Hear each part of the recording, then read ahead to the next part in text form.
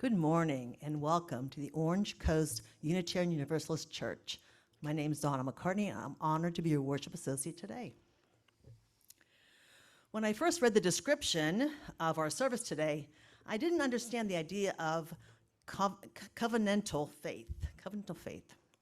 I definitely understand the need to forgive, reconcile, and create boundaries that would help me be more welcoming in all areas of my life. I've been kind of working on that for like almost 70 years now. Still an area of growth for me, but I'd like to find more, so I'm eager to learn more about this topic today. I'm joined in welcoming you this morning by Reverend Sian Wiltshire. Yay, back from sabbatical again. So she'll enlighten us on this topic. We're also joined by Wendy Karn, our intern minister. And while we are searching for a new musical director, Susan Shaw and Steve Morihito, am I saying that right? Morihiro, okay, sorry, Steve. They both will lead us in all things musical and more. Plus, we're also joined by Karen Magoon Pearson, who is our Director of Religious Education for Children and Youth. So yay to everybody. So we'd like to recognize the many volunteers who have helped us to put this service together today, and you'll see lots of them up there on the screen. We respectfully recognize that our church property rests on Hashiman and Tongva land. As Unitarian Universalists, we have many different beliefs, but we are one loving community. We're bound together not by a common set of beliefs, but rather a covenant. A covenant is simply a promise that whatever our beliefs, we accept one another and encourage each other in spiritual growth. We affirm that all life has inherent value and that all existence is interconnected. We strive for justice and compassion in our deeds and our relationships, and we are committed to creating a welcoming community without regard to traits that sometimes divide people. To our roomers, we invite you to silence your cell phones. For our Zoomers, good morning, Zoomers, we invite you to say hello in the chat. I want to extend a special welcome to visitors. If you're seeking a spiritual home, we hope you find it here. Later in this service, we will have an opportunity for you to introduce yourself if you'd like to do so. So let us begin our worship this morning by the lighting of our chalice. And in a minute, I'm going to invite Ralph Haller up here to light our chalice. But first, let me tell you a little bit about him. Ralph joined OCUUC in 2016, but he was a UU member for many years before then, mostly in South Carolina. Ralph attends faithfully and enjoys being part of our book club. A fun fact about Ralph: he's been around long enough to have seen both Lou Gehrig and Babe Ruth in person play baseball. Woo! Go, Ralph, go. I got their autographs. Oh, come on now. He was there in person, baby. All right, so Ralph, come on up. Okay, there we go. All right, thank you so much, Ralph. Let's give a round of applause. Yay, Ralph. Say the words. Love is the spirit of this church, and service is its law. To dwell together in peace, to seek truth in love, and to help one another. This we affirm together. Please stand in body and spirit to join Amy as we sing our opening song.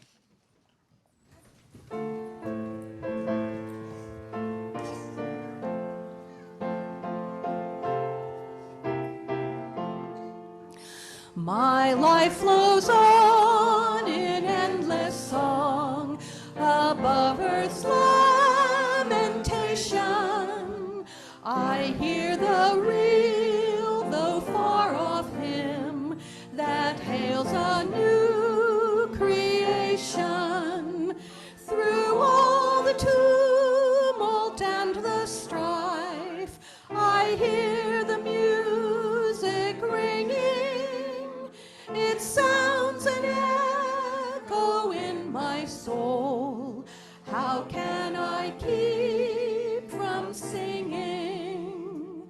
What though the tempest tempest round me roars, I know the truth it liveth. What though the darkness round me close, songs in the night it giveth. No storm can shake my inmost calm, while to that rock I'm clinging. Since love prevails in heaven and earth, how can I keep from singing? When tyrants tremble as they hear the bells of freedom ringing, when friends rejoice both far and near, how can I keep from singing? To prison cell and dungeon vile, our thoughts to them are winging. When friends by shame are undefiled, how can I keep from singing?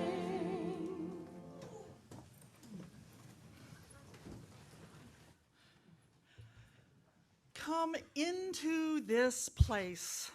There are healing waters here and hands with soothing balm to ease your troubled days. Bring your wounds and aching hearts, your scars too numb to feel. Your questions and complaints, all are welcome here. And rest a while. Let the warmth of this community surround you and hold you and heal you. And when you feel stronger, just a bit, notice those who need you too.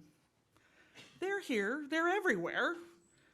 Weep with them, smile with them, work with them, laugh along the way.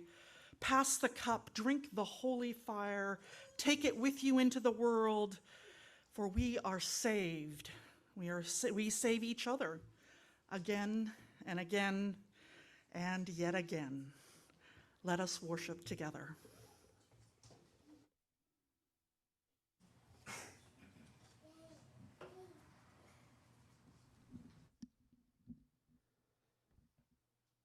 Welcome home, John. This song's by John McCutcheon. Sounds Irish. He's American. But he's put out like 43 albums. And but if you want to see Irish Scottish people, just go to the Scottish fair at the fairgrounds. You'll never see so many people with MC in front of their names. Yeah, M-A-C, sorry.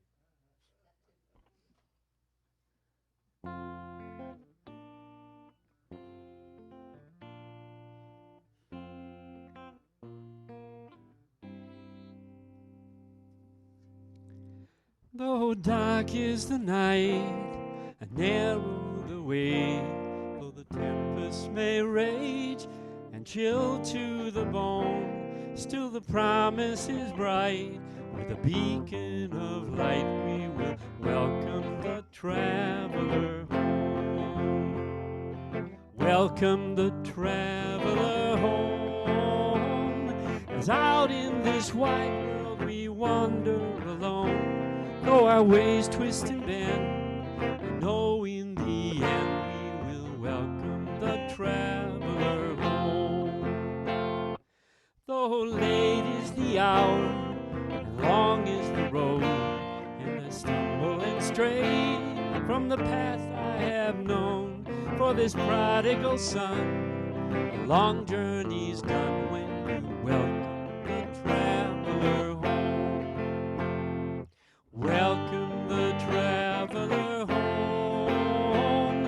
As out in this wide world we wander alone, though our ways twist and bend, know in the end we will welcome the traveler home.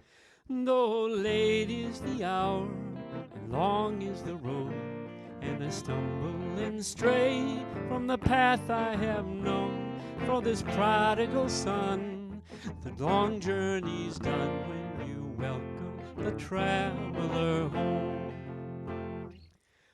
welcome the traveler home.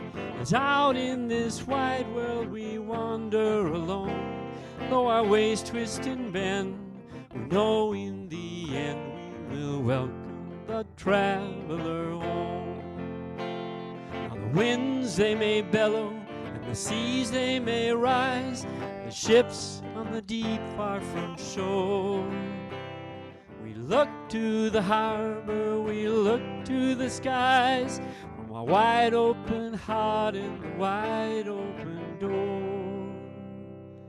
Now 5 years and 20 have gathered again, a harvest so ripe from the seeds we have sown. 5 and 20 years more, still our spirits will soar when we welcome the traveler home. Welcome the traveler home, as out in this wide world we wander alone. Though our ways twist and bend, we know in the end we will welcome the traveler home.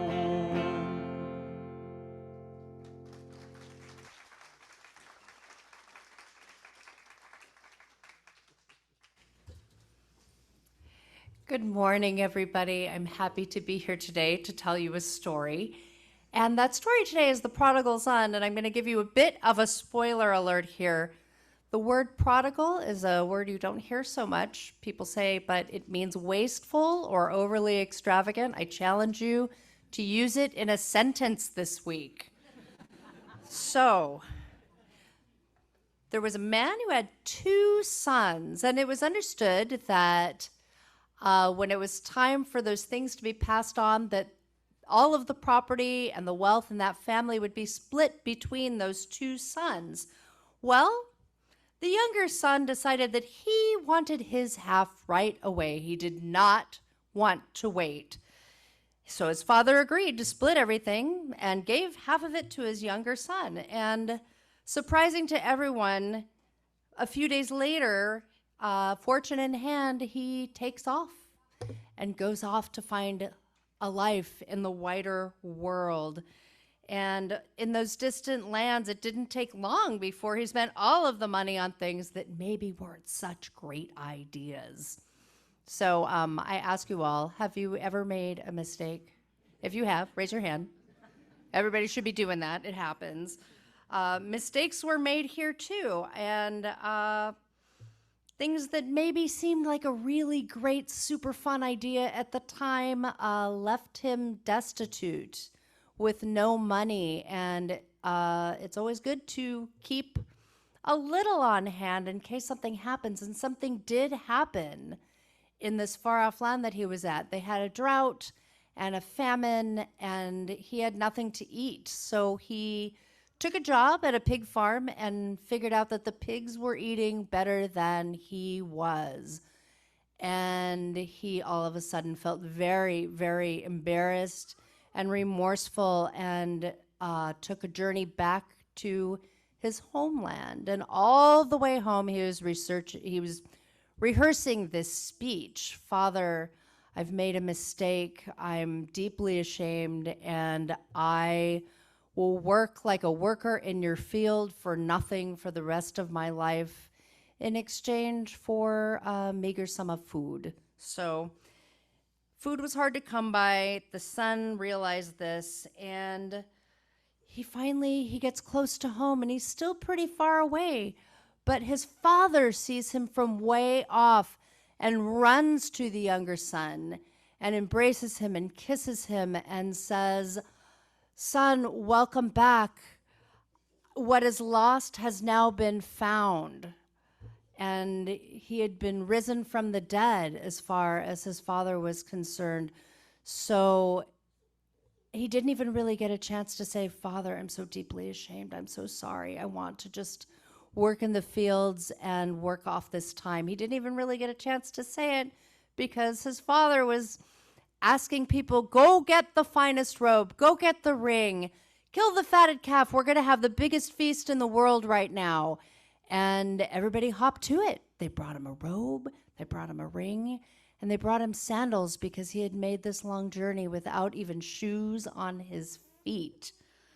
So, as all this was happening, do you remember there was two sons? There's two sons. So the other son is kind of watching this and going, hey, you know, I have been your humble servant. I have done everything to serve this family. I have been here the whole time while this guy was out running amok in the world. And his father really kind of had to lean in and say, hey, your brother was lost and now is found. Maybe it's a really great thing to have your brother back. Did you not miss him?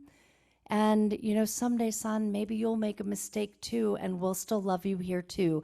And by the way, the half that was left is still all yours. So, all those years he was gone, he did get this party, and finally his brother did come in and realize that this feast was a beautiful thing, and all his friends were there, and it was really a celebration for the whole family. So it's safe to say, as part of this place that we're at, we're all going to make mistakes. We're all not perfect in this world, and we're all welcome back to this community and to the wider world. We all have to learn our lessons in different ways. So thank you for listening to my story today. And again, I challenge you to use prodigal in a sentence.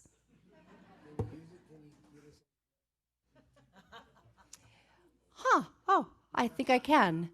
I have been prodigal in buying art supplies that I might end up having them donated instead of using them myself, but I still keep buying more. I have been prodigal.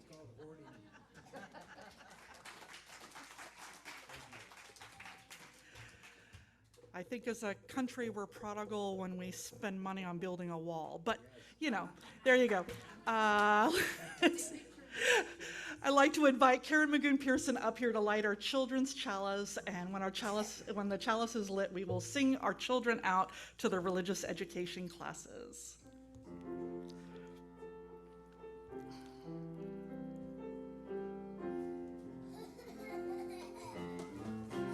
We hold you in our love as you go, as you go. May your heart be at peace as you go. To nurture the spark of your precious life, we hold you in our love as you go.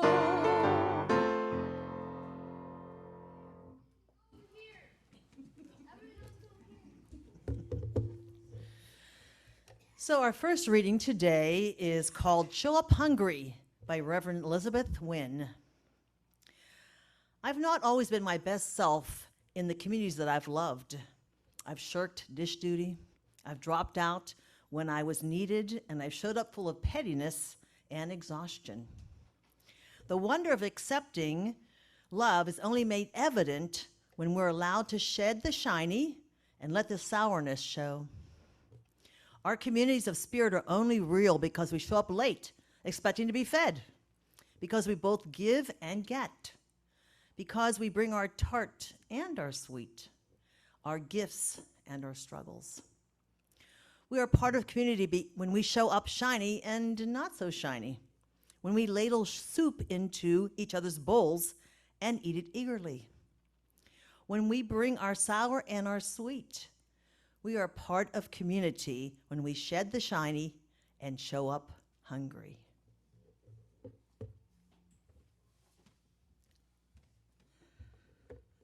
I think all of us, one time or another, come here hungry.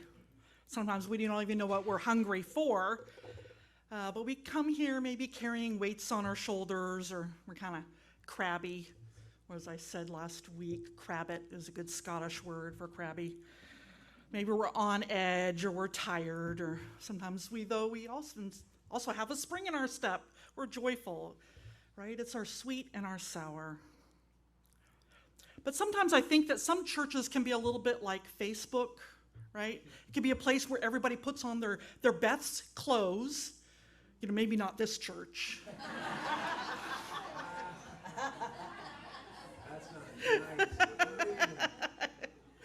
Well, people put on their very best face on things, right? They smile and they say, "Oh, how are you?" And we say, "Oh, fine, how are you?" Right?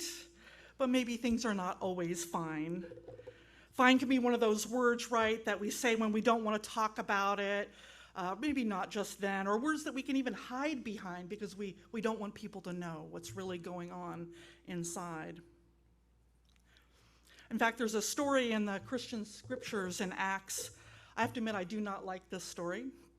I love much about the Christian scriptures, but not this particular story. It's the story of Ananias and his wife Sapphira. For they had sold a piece of land that they had said they were going to give all the proceeds, right, to the new community that was led by the Apostle Peter. But they lie about it, saying, "Oh yeah, we gave all the money. Yeah, here you go. Yeah." But actually only gave some of it. And then they're struck dead because of their lie. Seriously? I mean, who hasn't been a little petty or, you know, a little greedy or told a little lie to get out of something? And who of us hasn't done something that we're not proud of, right? I mean, maybe they wanted to leave something for their kids, or they had an elderly parent that needed support. I feel like this story makes it seem that if we're somehow less than perfect, we aren't welcome by God to be in community. But to me, what church is, or where it should be, is where all are welcome, right? And yeah, okay, lying, maybe that's not condoned. But what made them think they had to lie? What kind of sort of purity culture was part of that community that they couldn't tell the truth? That it was sort of all or nothing. I don't think that's what church is. You know, in the story of the prodigal son, as we heard it from Wendy, in the Gospel of Luke, I think that's a bit more like it. I like Luke. It's fun. All of us have been that good son, right, where we show up and we do all the right things, and sometimes we can even get a little resentful when, you know, we aren't actually appreciated. And all of us may have been the bad son, the younger son, who makes the mistakes and, you know, spends all their money on things that they wouldn't, and they worry about whether or not they're even welcome because, oh, maybe, you know, people won't really like me. I just want to say the story is not a good model for parenting, just so you know. But it's not about parenting, right? It's not a story of that. It's about reconciliation and repentance and the power of love to heal wounds that are new and old. So this morning, I'd like to invite you into a rather awkward meditation, okay? This is not one that we normally do, but I just want to invite you, take a few deep breaths. If you want to get yourself comfortable, put your feet on the ground, soften your eyes, or maybe close your eyes. Let's take some deep breaths.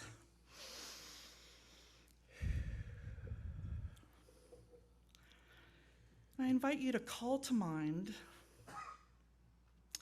a mistake that you made. We're not talking about a grammar mistake, but something you deeply regret. Something you wish you hadn't done, a mistake you made, assumptions. Maybe you let somebody down, someone you cared about. Maybe you lashed out at someone. Maybe you looked away when you could have stood up. About all the above. Yeah, or all of the above.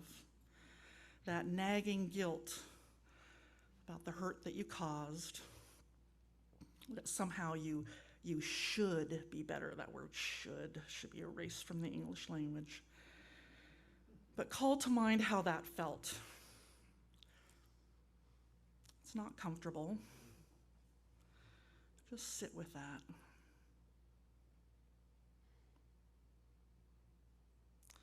I want to ask you, do you have someone in your life that you have already talked to about it, or that you could talk to about it? Do you think you could tell someone here in this church about it?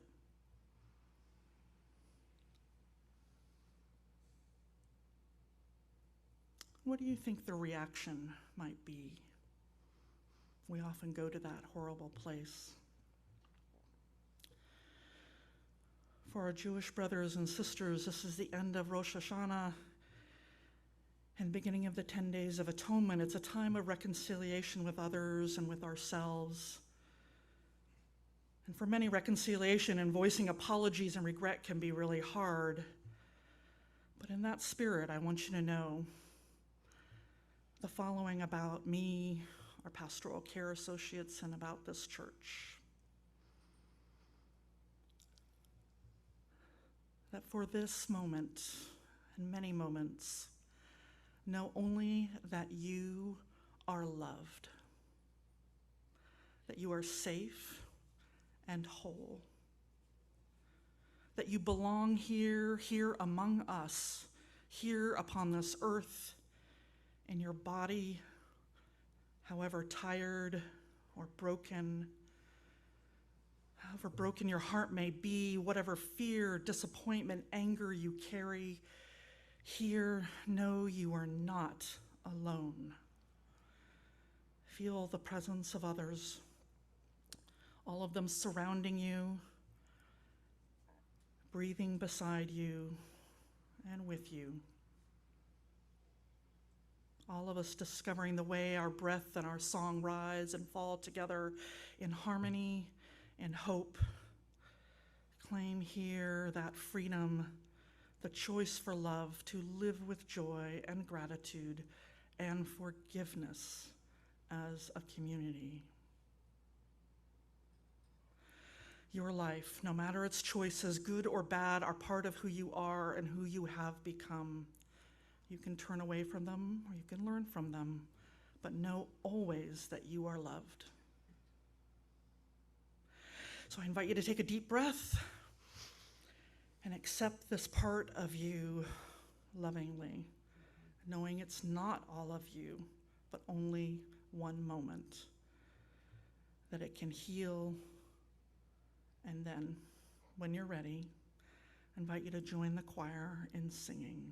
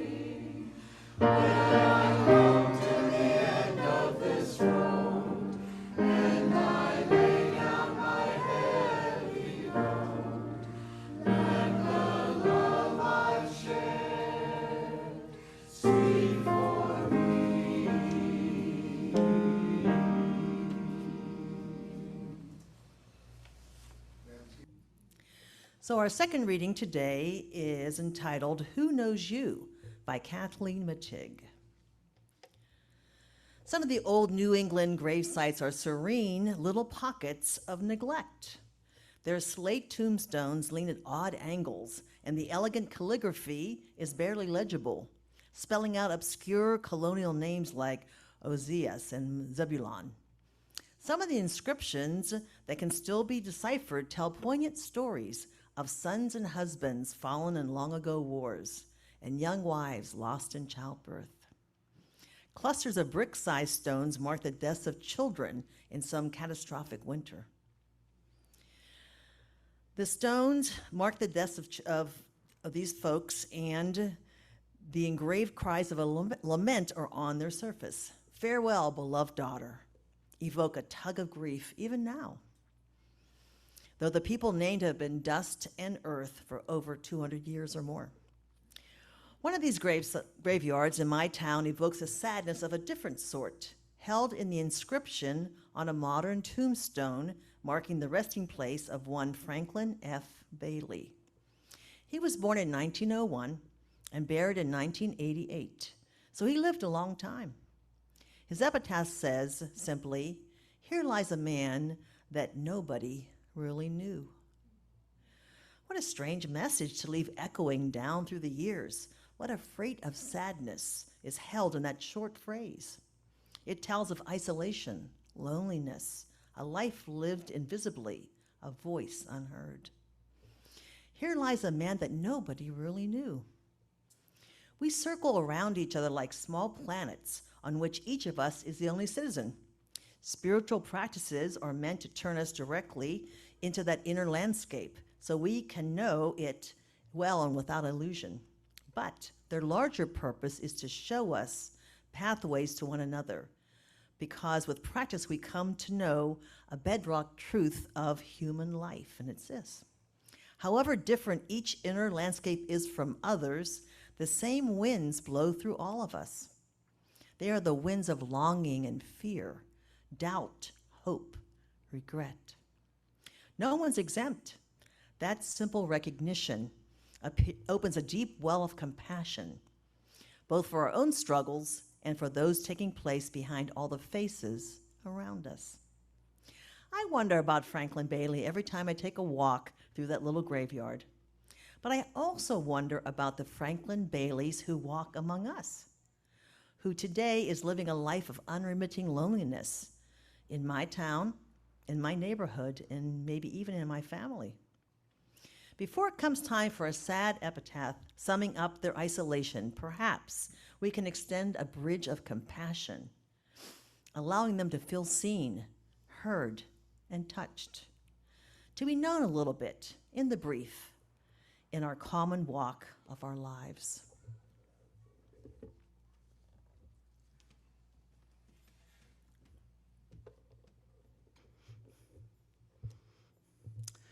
When I was a freshman in college, I learned an interesting story about reconciliation.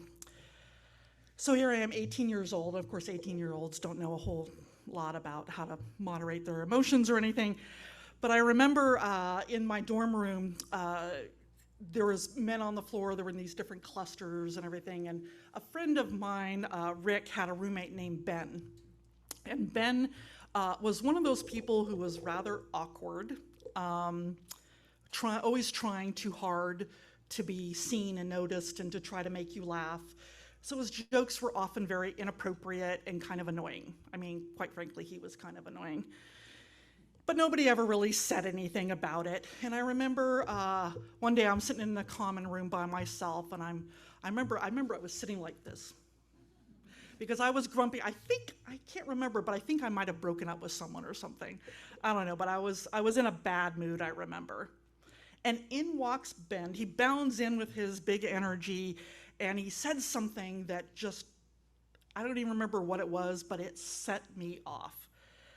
And I remember saying to him in the most sarcastic voice I possibly could muster, "I really miss you when you're gone." It was really mean. I couldn't even believe it came out of my mouth. I've never done anything like that before. He was absolutely shocked. And he stomped out. And then a few minutes later, he came stomping back and he said, "That was really mean. Why did you say that?" And I remember thinking, okay, that was mean. And yet I need to be honest with Ben. I need to tell him. And I said, I wish you were real with me. Why do you try to make a joke out of everything? Couldn't you see that I was obviously upset and that maybe I needed to talk, but instead you came in and you made some silly joke? And so we ended up talking and being real with one another. And he listened to what I had to say. And I listened to him and I apologized, and he apologized.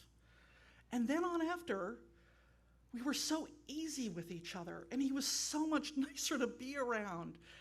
And I started growing respect for him. A lot of us kind of felt a lot of contempt for him, but this growing respect for this person who now was real with us. Sometimes you just gotta be honest in a loving way, not in a snide way like me. It's hard to let people know about criticism, about what you're feeling or you're hurt. It's not always appropriate to pour out your life story to someone, but we often don't take that risk till someone that we care about, even about our fears and our hopes and our dreams, because it is a risk, right? You risk being, shunned or laughed at or, judged, right? And what can happen is we can get isolated. We don't reach out, we don't take those risks, and we find that we're lonely. Dr. Vivek Murthy is our Surgeon General, like that picture of him up there. I don't know if you're aware, but he has declared that there is an epidemic of loneliness in our country that started long before COVID. He says, loneliness is far more than just a bad feeling. It harms both individual and societal health. It is associated with greater risk of cardiovascular disease, dementia, stroke, depression, anxiety, and premature death.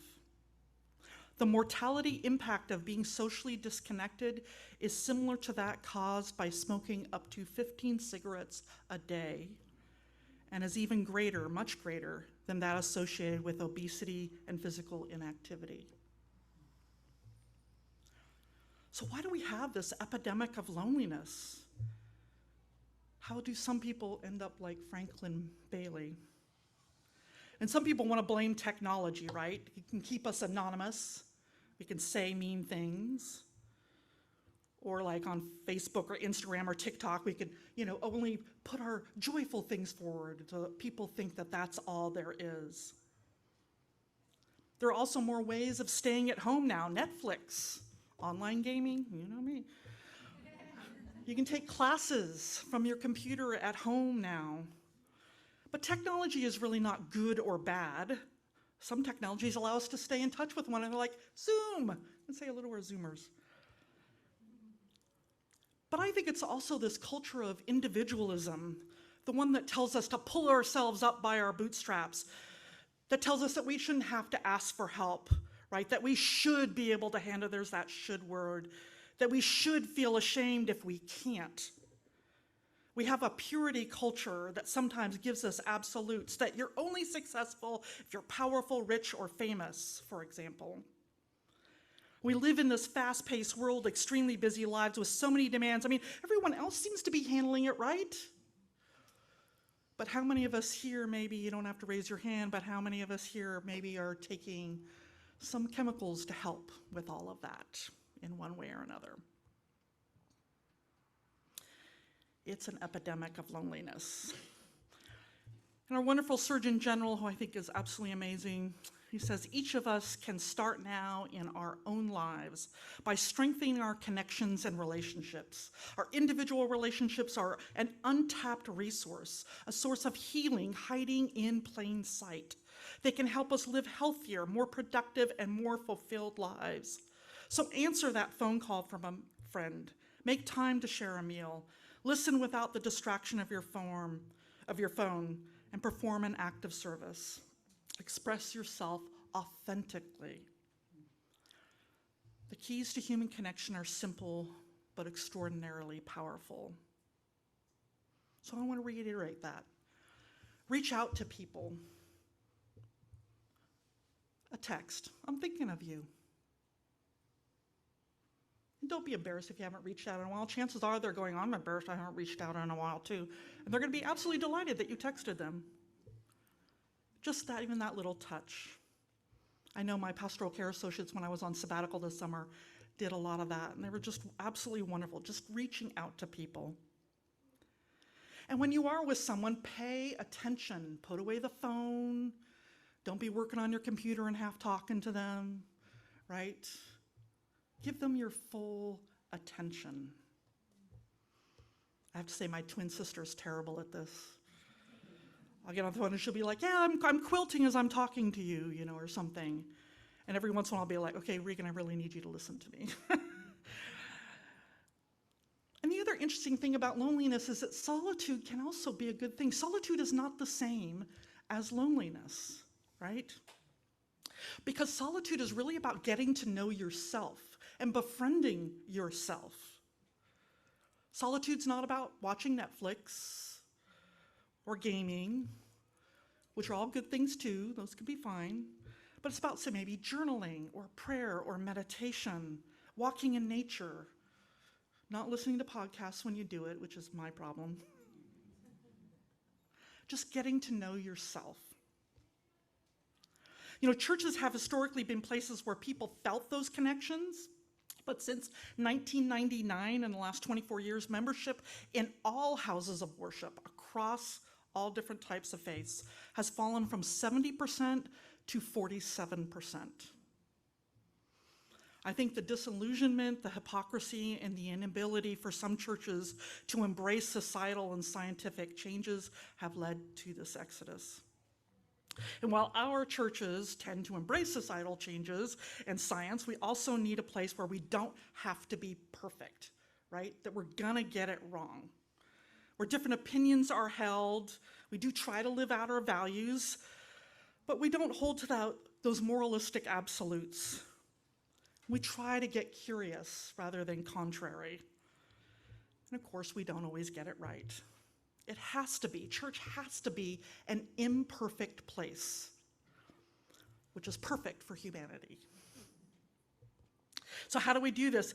Well, it's with this thing that we call covenant, right? You hear about it every time that we have worship associate, the introduction, right? Covenant is what holds us together. It's not just a fancy church word. We do say every week, it's a promise that we're gonna try, right? We say love is the spirit of this church, right? That's our covenant. We say spirit because we know it doesn't always get enacted, right? Well, we try, right? It's the spirit of it. And covenant means that we'll try to be our best, especially when we make mistakes. Covenant is not a license to be mean or do whatever you want. It means if you're feeling bad, tell people, open up, say, hey, this is what's going on in my life. Because this is a safe place for you to vent and to be upset. It's okay to feel those things. One of the things that we say in this church is we accept everyone, but maybe we don't accept all behaviors, right? Like what I did to Ben, that was inappropriate. If it was part of this church, it would be out of covenant. But that's when you say, I'm sorry. And then you're back in covenant, right? So bad behaviors, they happen. And we then say, I'm sorry. And I don't know if you're aware, we have this wonderful thing, a committee on ministry put together called the Covenant of Right Relations. And it's a wonderful document that if you have problems with someone, if you can't reconcile with them directly, you can go through this process. We've got that there. We almost never need it. We've had it for how many years now? I think we've used it once, maybe, kinda. Didn't go anywhere. Anyway. It's there for all of us. Life is the process of becoming the person that we want to be. We aren't starting out, and we're not even now perfect. We're always becoming, right? So let this church be the place where we can become, where we can make mistakes, where we can even be petty at times. Let this be the place where we can be both the imperfect prodigal son, and when we're at the best, we can be the love of the Father for those who need that nourishment. We can be the place that welcomes the traveler, the one who makes mistakes. We can welcome them home. I'd like to end this sermon today on a meditation that Dr. Murphy gives to others when he speaks to them. He wrote this. He says, just raise your right hand. Go ahead, raise your right hand. Place it on your heart and close your eyes. He says, I want you to think about the people who have loved you over the years, the people who have been there for you during difficult times, who have supported you without judging you, and who stood by your side even when it was hard. Think about the people who have celebrated your moments of greatest joy with you, the people who saw your successes as theirs, the people who derive such pleasure and fulfillment from seeing you happy. Feel their love flowing through you, lifting you up, brightening your mood, and filling your heart. And know that that love is always there, even if they're not physically with you, because you carry that love in your heart. And know that you are and always will be worthy of that love. It came to you because you deserved it.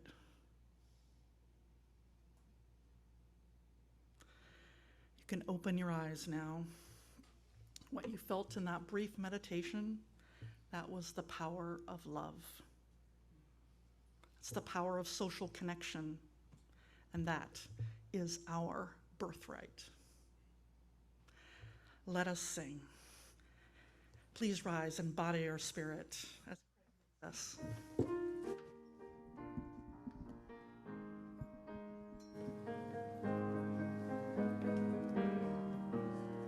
When our heart is in a holy place, when our heart is in a holy place, we are blessed with love and amazing grace. When our heart is in a holy place, when we trust the wisdom in each of us, every color, every creed and kind, and we see our faces in each other's eyes, then our heart is in a holy place. When our heart is in a holy place, when our heart is in a holy place, we are blessed with love and amazing grace. When our heart is in a holy place, when we tell our story from deep inside, and we listen with a loving mind, and we hear our voices in each other's words, then our heart is in a holy place. When our heart is in a holy place, when our heart is in a holy place, we are blessed with love and amazing grace. When our heart is in a holy place, when we share the silence of sacred space, and the God of our heart stirs within, and we feel the power of each other's faith, then our heart is in a holy place. When our heart is in a holy place, when our heart is in a holy place, we are blessed with love and amazing grace. When our heart is in a holy place, when our heart is in a holy place.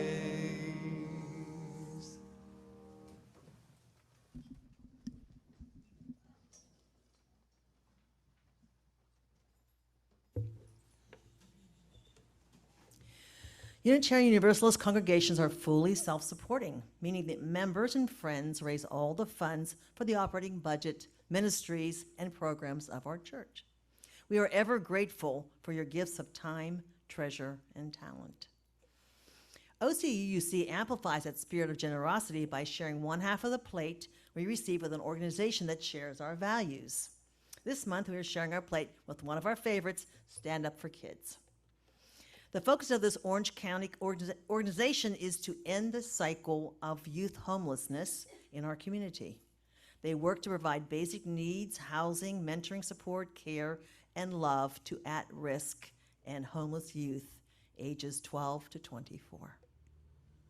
There are multiple ways in which you can support the church and this organization. You can mail a check, You can go through our website or use an app called Vanco Mobile. If you're a roomer, you can also simply use the basket as it's passed. The choice is yours. All the information is on our website should you need it. And as always, thank you for your generosity. Now, Susan Shaw, our pianist and conductor, will lead our Orange Coast Choir in the song, We Bid You Welcome, but after we pass the basket. Oh, no, while we're passing the basket. Okay, right now. Sorry.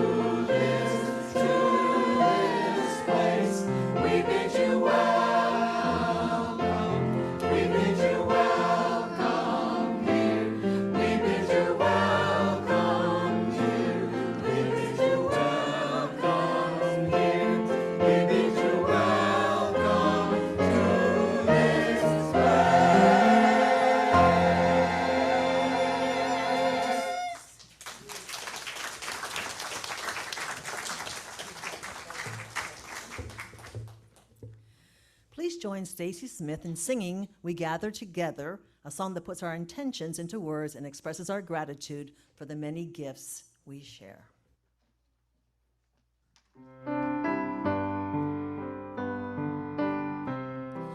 We gather together, we gather as one. Peace, love, and justice for everyone. We give from our hearts to show that we care. We can change lives with what we share.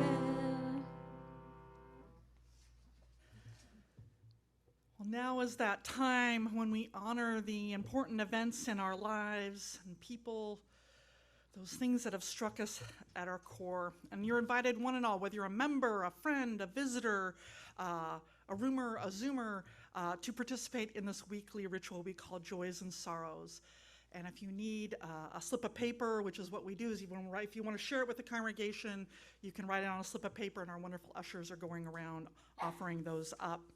The idea is if you have something you would like to struck your core, you're welcome to simply come forward and light a candle. But if you would like to share it with the congregation, write it out on the slip of paper, and then I will read them out loud. And Zoomers, of course, can write it in the chat. And then our pastoral care associate, which today happens to be Marilyn Giss, who will come forward, she will light the candle for you. So once the roomers are done lighting their candles, I'll read all the joys and sorrows out loud. And as music is played, I invite you to silently offering your healing or celebration as you feel called and according to your own beliefs. Please come forward.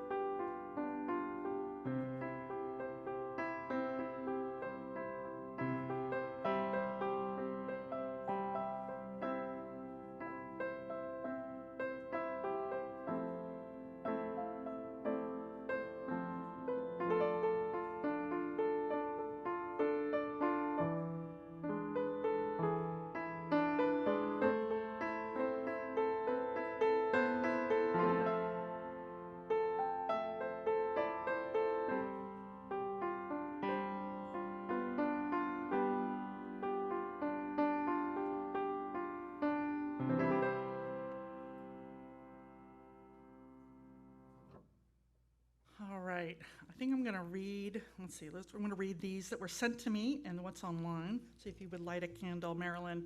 The first one is from Don M. He said, last Monday was his beloved Sandy's birthday. And he wrote, she grows wiser and more capable each year.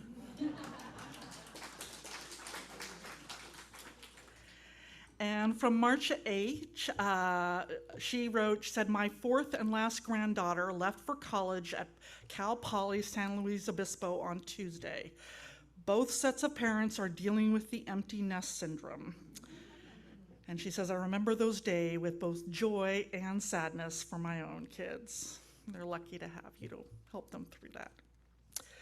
And Clover sends her love and gratitude. She's happy to have visitors, maybe not all at once, so call ahead of time. She has joined her husband Paul in their group home as she's recovering from her hip replacement surgery. And Dolly D wrote in all capitals, so I think she's yelling. Maybe she doesn't know she's yelling, but joy and appreciation. Thank you all who sent me cards and well wishes during my recent hospital stay. And she said, my greatest appreciation to Meg, who spent a full day in the ER with me during one of the worst days of my life. Said, this woman has the strength beyond imagination. Yay, Meg. All right, and then online we have, let's see here, Linda C. She says, a great joy. She says, Jim and she and Linda welcomed their 8th great-grandchild, Olivia Rose. She was born last week, and a joy that we are celebrating their 50th wedding anniversary this Saturday. That's going to be fun. And Bob H. says, we are pleased that Betty, his wife, is home from the hospital with her new hip. So right on. And Sarah H., all the way from Atlanta, Georgia, says, a joyful day. We celebrated Rob's birthday. That's her husband who passed away. We celebrated Rob's birthday at a festival and a family party at home. We watched Lord of the Rings in his honor. I will think of Lord of the Rings every time of him. Brandy says that they were unable to reunite with their brother that they haven't seen in years, and they're feeling a deep sense of family that they hadn't felt in a long time. We hope that happens soon, Brandy. And Sarah J., our administrator, she says, many joys. Today is the birthday of my grandchildren, Jordan, who's 5, and Gabrielle, who's 4. Saturday will be my dear Hannah's 25th birthday. You all remember, some of you know Hannah, yeah. And OC, it's 25th birthday and OC, and OC and her wedding anniversary. Wow, very cool. And she also said, big joy to see Dolly D here today. Where's Dolly? Oh, I think she's over in the other. But anyway, it is always a joy. All right. So here in the congregation, for people who have lit their candles, someone wrote this, and I'm sorry, I remember they handed it to me, and I don't remember who it was, but they didn't write their name. And they said they had a joy for a wonderful auction event to a quilt show yesterday. So who was that? Raise your hand.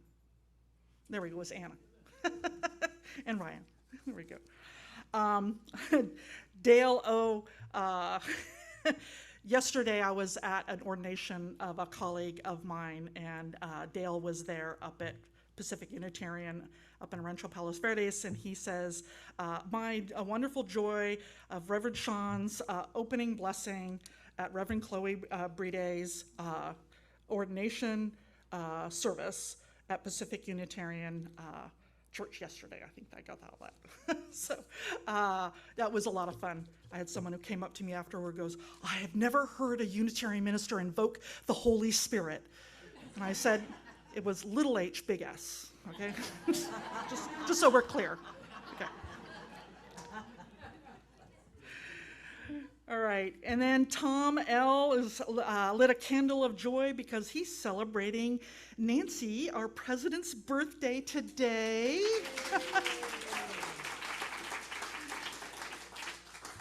He says she even got a call today from their daughter, Stacy, who is in Paris. Amazing. See, technology can be a good thing. And he says, oh, and there's cake. In the grand tradition of this congregation, there's cake. And Dave C., he lit a candle of joy. He says his niece, Kim Carlson Wee, was promoted to executive director of Century Village. And each day and night, they provide services for 2,500 previously homeless and otherwise marginalized adults and children. Wow. And John K., he lit a candle of joy because he's had 2 successful surgeries that have him walking again. And a special thanks to church members who have given support to his wife, Mifanwi, and to himself during a difficult summer. Amen. Yeah. This church is so nice to one another. It's awesome. I love it. And Laura GB, Laura, she lit also a candle of gratitude for the outpouring of caring for her folks, Paul and Clover. They're settled together at last and have loved the cards, phone calls, texts, and visits from this beloved community. So reach out to when you get a chance. And Elizabeth Kay lit a candle of joy and gratitude. She says, gratitude after a major depressive episode earlier this week, she says, I am extremely grateful. She underlined extremely twice.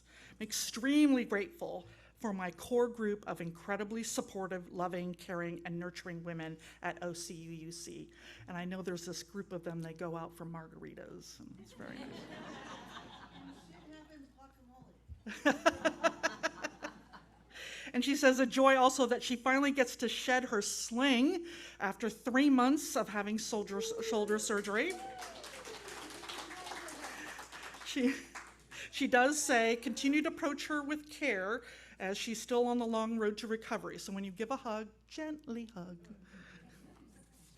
All right.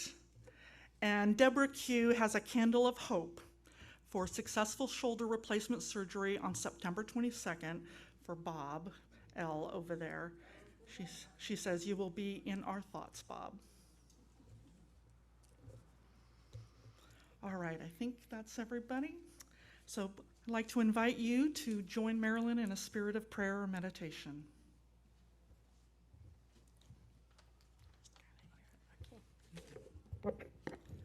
This is by Reverend Gretchen Haley and adapted.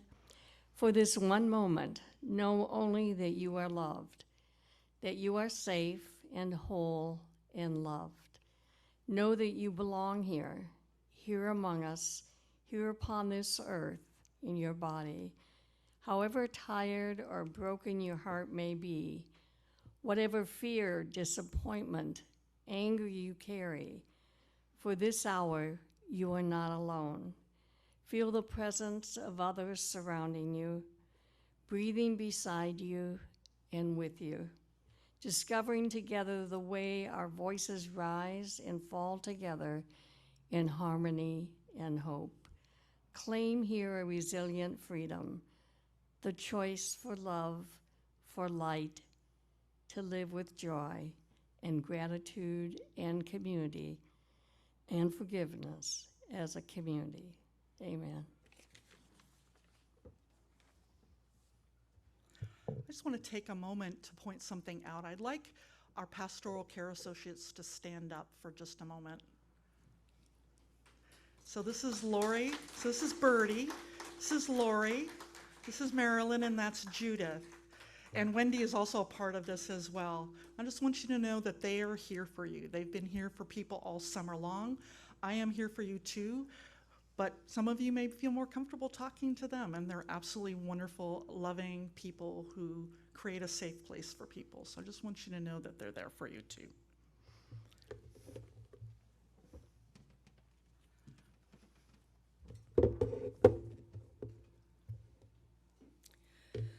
Let's join together as we extinguish the flame of our chalice and say, we extinguish this chalice, but not the light of truth, the warmth of community, or the fire of commitment.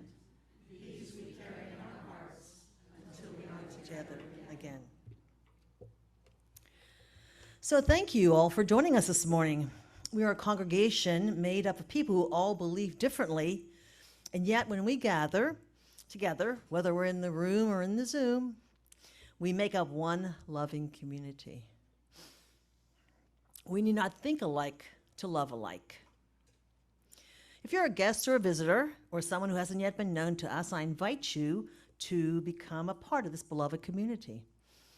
We encourage you to either write in the chat if you're a Zoomer, or if you're a roomer, stand for a brief moment and tell us your name and where you are from. We'll bring the microphone over and hold it for you so that our Zoomers can hear your name and where you're from. Are there any guests in the room who want to introduce themselves? We have several, yay. Hi, I'm Jill, and I'm here with my kiddo Reed. We've come one other time, but it's been a little while. Thanks for joining us. Hi, everybody. My name is John. I'm here as a guest for Emily, and I've watched several services on Zoom, but this is my first time. I've moved to California on Tuesday, actually. So, and I drove 3.5 hours from Mojave National Preserve to be here this weekend to attend in person. So I'm happy to be here. All right. Thank you so much for joining us. Hello, my name is Mark. I moved here from Winston-Salem, North Carolina. I was active in the choir there, but I've got a hip problem that doesn't allow me to do that anymore, so I missed that. And it's lovely that you sang a welcome song for me and the rest of us. Appreciate that very much. I moved here with my wife, who is working with the Segersman Center for the Arts, but I found myself rather isolated, not working anymore, so I look forward to meeting many of you. Thank you. All right, thank you for sharing. Hi, I'm Carol. I came here from Laguna Beach. I've seen a couple of your services on Zoom, and this is my first time here in person. Hey, welcome. Hi, I'm Joanne, and I'm a dear friend of Lori, and she invited me to join all of you. This was so welcoming. Thank you very much. It is my first time, but I've heard all good things from Lori. So thank you very much. Okay, thank you. Okay, I think that's everybody. So if you'd like to know more about our church, including programming for our youth and our children, please contact us at ocuc.org. You can read it, and we will help get you connected. In addition, we invite you to sign up for our weekly email, which is called The Blast, and it's at Blast. We want everyone to feel part of this beloved community, so please reach out, and we will help you get connected.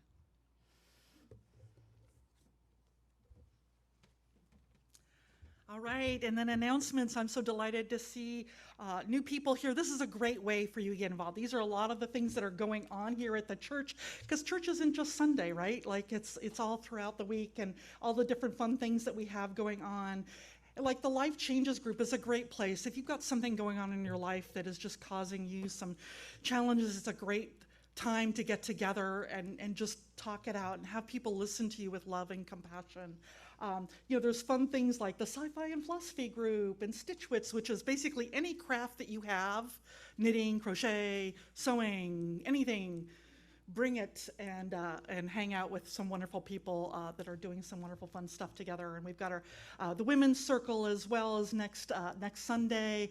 That's also on Zoom as well. And the Coming of Age Retreat is something for our kids that you'll hear more about. We're going to have a service with them as well at the end of the year where they learn more about what it means to be a Unitarian Universalist in church. And they come to board meetings and meet with me. It's fun. But the big thing we've got coming up really soon is our Wild and Scenic Environmental Film Festival. It's like our 5th year, something like that. Yes, and so Meg is over here. Get your tickets. Do not wait till the last minute. Like me, I haven't done it yet. Okay, but I am going to buy my ticket. It's easy to forget, right? Like you come out of here and you see someone and you're like, oh, hi, how you doing? So first thing, go to Meg, get your ticket, and then go say, hi, everybody, how you doing? So that's coming up actually just a couple of weeks. So that's kind of very exciting going on. I also just want to let you know a little update on our Director of Music Ministries search. We have a bunch of really good candidates. So you will be hopefully hearing in the next few weeks about that. So I just want to let you all to remember the power of love. Remember the power of connection, and that it is our birthright. So let us sing our benediction.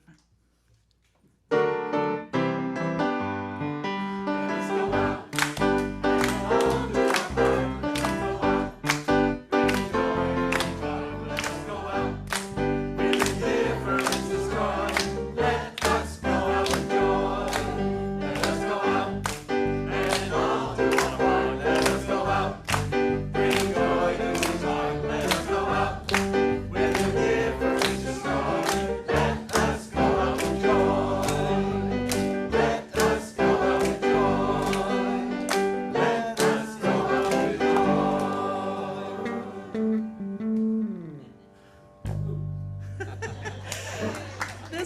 is over, let our service continue.